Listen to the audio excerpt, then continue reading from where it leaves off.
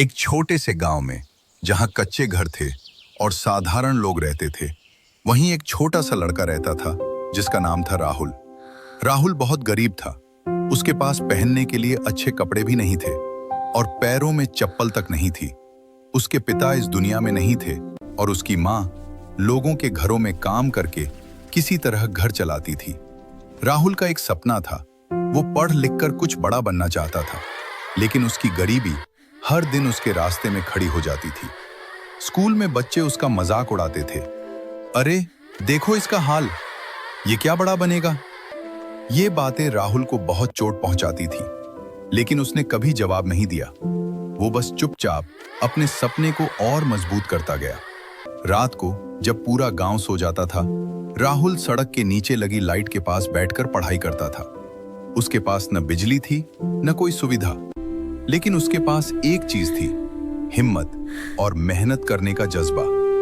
उसकी माँ उसे दूर से देखती और चुपचाप रोती, क्योंकि वो जानती थी उसका बेटा बहुत मेहनत कर रहा है।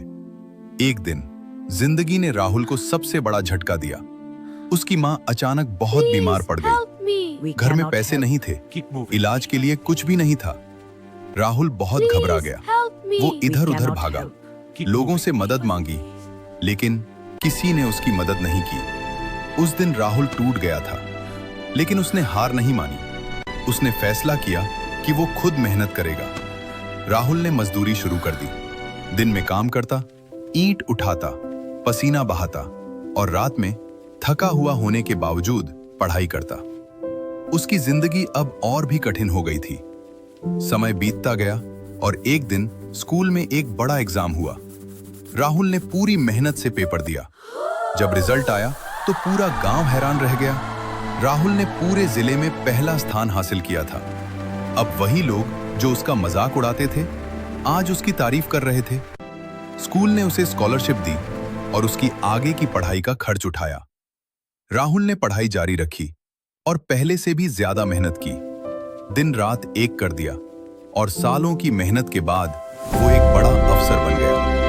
एक दिन राहुल उसी गांव में वापस लौटा जहां कभी लोग उसे गरीब कहकर हंसते थे। आज वही लोग उसकी इज्जत कर रहे थे। राहुल सीधे अपनी मां के पास गया। उसने अपनी मां का हाथ पकड़ा और मुस्कुराते हुए कहा, मां, आज आपका सपना पूरा हो गया। उसकी मां की आंखों में आंसू थे, लेकिन इस बार